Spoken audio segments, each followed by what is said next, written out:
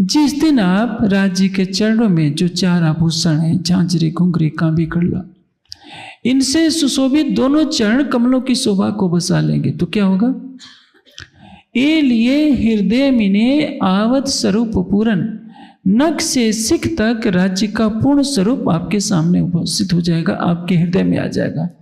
इसलिए जो सुंदर साहब एक बार बार शिकायत करते हैं कि हम क्या करें, राज्य के चरण कमल हमारे हृदय में नहीं आते, मुखार बिंद दिखता नहीं है।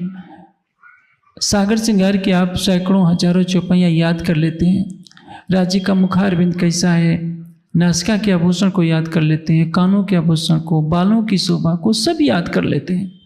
लेकिन जब चितवनी करते हैं तो ये मन में थोड़ी देर के लिए स्वरूप आता है, अदृश्य हो जाता है। आप जानते हैं ये अभी चितवनी नहीं है, आप चितवनी की राह पर केवल चल रहे हैं।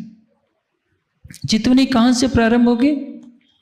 जब आपके अहं का विसर्जन हो जाएगा, जब आप अपने को परात्म के श्रृंगार में पाएंगे। इस शरीर से और इस ब्रह्मांड से आपका कोई संबंध नहीं रहेगा, आपकी बुद्धि काम नहीं करेगी। अभी तो आपने चौपाइयाँ रट रखी हैं, पूरी चरचनी आपको याद है, सातों परिक्रमा याद है। मूल मिलावे में जाते ही सारा हिसाब लगाना शुरू कर देते हैं कि एक थंबे से दूसरे थंबों की दूरी कितनी है, एक थंबे में कितने पहल आए हैं, ऊपर के पहल कितने हंस के हैं। जब तक आपकी बुद्धि दौड़ रही है वह चितवनी नहीं है। चितवनी का तात्पर्य क्या है? राज्य के प्रेम और समर्पण में इतना डूब जाना कि अपने अस्तित्व को भुला देना। इसलिए कहा जाता है अपने चरण की राज्य के चरणों का ध्यान कीजिए। मैंने आपको संकेत किया कि किसी के चेहरे की तरफ तब तो आंखें उठाकर देखी जाती है जब उससे बराबरी का भाव होता है, अपना अहंग तो कहीं ना कहीं खड़ा होता है। लेकिन यदि समर्पण की पराकाष्ठा को हमें पाना है तो स्वयं को मिटाना है, और स्वयं को मिटाने के लिए क्या करना पड़ेगा? चरणों का ध्यान करना पड़ेगा। इसका भाव ये मत समझिए कि दास भक्ति की तरफ संकेत किया जा रहा है, क्योंकि प्रेमास्पद कभी चरणों में प्रणाम नहीं करता।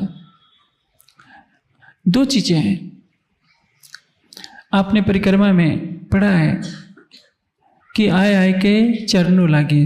रात्रि के शयन आरती जब आप करते हैं तब भी ये चौपाई बार बार पढ़ते हैं, और ये परिक्रमा की चौपाई है। दूसरी तरफ पुराण संहिता में ये कहा गया है कि जब ब्रह्मा, विष्णु, शिव, ईश्वर और सदाशिव 5 देवता बेहद मंडल में जाते हैं, गोलोक की लीला को देखते हैं, तो उनकी तो इस संसार की आदत पड़ी हुई थी। वे साष्टांग लेटकर प्रणाम करने लगते हैं तो लीला अदृश्य हो जाती है।